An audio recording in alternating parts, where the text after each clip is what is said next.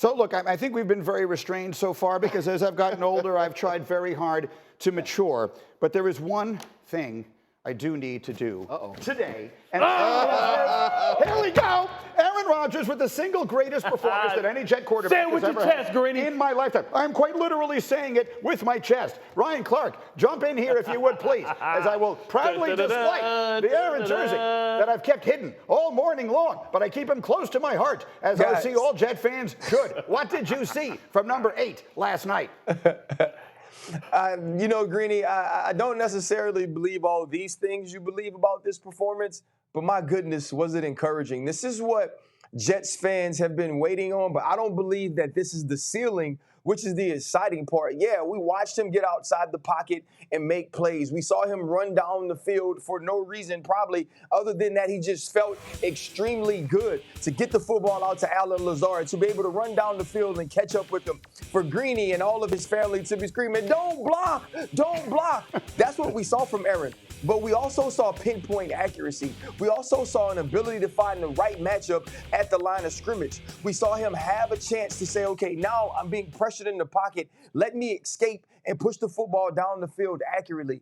That is Aaron Rodgers. That is who we grew accustomed to seeing in a Green Bay Packer uniform. But now we've seen him elevate the play of the people around him on a Jets football field in MetLife. And I saw the defense understand that we now have Aaron Rodgers, but we have to step up and be better too. And without C.J. Mosley, they were able to do that. Yeah, and so look, the first game was a very tough night in San Francisco. You all got to see it on a Monday night. Last week, for those who didn't get to see the game against Tennessee, there were some signs in the second half that it was going to look a lot better.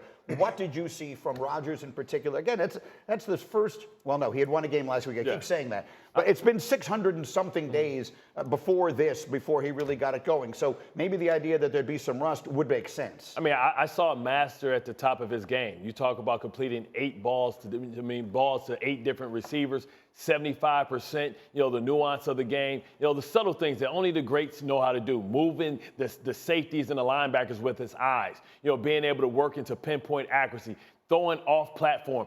All those throws when he's run out of bounds, his feet is never set. He's always been one of the most accurate quarterbacks while running. Getting the chemistry for the scramble drills, getting outside, showing that you can't play me like I'm Drew Bledsoe. I'm not a deer and stuck in headlights. And being able to make sure that he has masterful things. And with that being said, this wasn't even close to how good it could have been. He had maybe 3 or 4 passes where him and Garrett Wilson wasn't on the same page. But the fact that you can't just take Garrett Wilson away because I'll find a different way to beat you is encouraging for Jet fans. And it allowed that defense to be able to say, okay, you know what? We don't have our 2 pass rushers. We're going to blitz at 40% clip. And we understand that now we can do things that we couldn't do before because we don't have to play perfect. That is a huge burden off of a defense's back. Graziano, the comparison that, of course, people are going to make is to Tom Brady going down to Tampa, taking over a team that was quite talented, but hadn't figured out how to win. Correct. And that started slow. For those of you who remember the beginning part of that season, it was well after week 3 that Brady thought there was a 5th down. And week 10. That we thought that maybe he and Bruce Arians weren't seeing eye to eye. He never shoved him away. We're looking for a hug, but that's a whole separate topic. Does this have that feel to you? That's what the fans of this team are going to be hoping for. Yeah, I mean, look, you put me in a difficult spot because I don't want to rain on anyone's parade. Brady had won 6 Super Bowls. Right. Like, he was in the habit of winning Super Bowls somewhat recently when he went to Tampa Bay. Aaron Rodgers hasn't won a Super Bowl in 14 years. Right? Like, if he's going to have high-level playoff success. I'm going to make you say this staring at the 8. Go ahead. Here's the deal. Yeah. I don't necessarily believe he can't have high-level playoff success at age 40. I think he's that good a player. Only one person ever has. Right. And that's the thing. So, look, everything looks – this is what it's supposed to look like. Last night was the Jets' perfect – that's – if you would imagine what it was supposed to look like, this was it. 8 different guys catching balls. Breece Hall didn't even have to be the leading rusher. 7 sacks for the defense. Everything looks fantastic. Greeny, you know what's interesting about the number 8? The most important statistic from a Jet perspective was last night he was 6 of 6 for 88 yards outside the pocket. And here's why that's so important. When you can break contain and get the ball down the field, that puts so much pressure. We got Bart, RC. They know how much that really impacts an opposing defense. If he can do that consistently with the 2 backs, they will be really hard to beat. The question is, can he keep this up throughout the rest of the season? Yeah. the Rodgers that we saw last night, some variation on that theme, is that good enough in your mind for this team to be a legitimate contender at the end of the season in a loaded AFC? Yeah, I think they can be a legitimate contender. I believe that looking at this team thus far, Aaron Rodgers has to play on an MVP level for this team to be an AFC champion.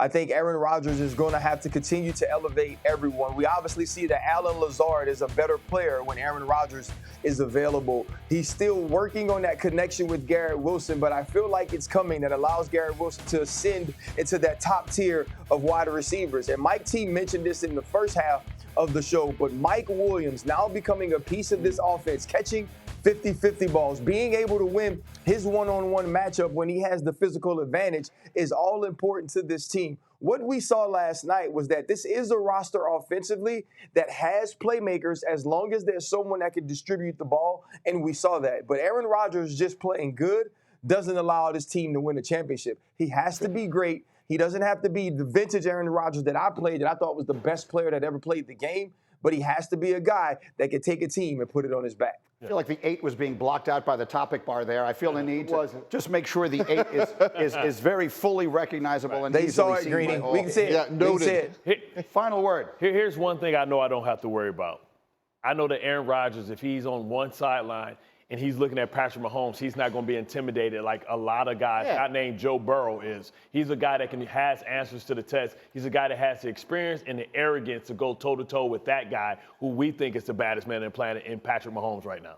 Yeah. If it still looks like this and at the end of December, beginning of January, then you have every reason to dream the biggest dreams. They're just getting started. Mike Williams is still on a pitch count. The question is, will that jersey still be on in December?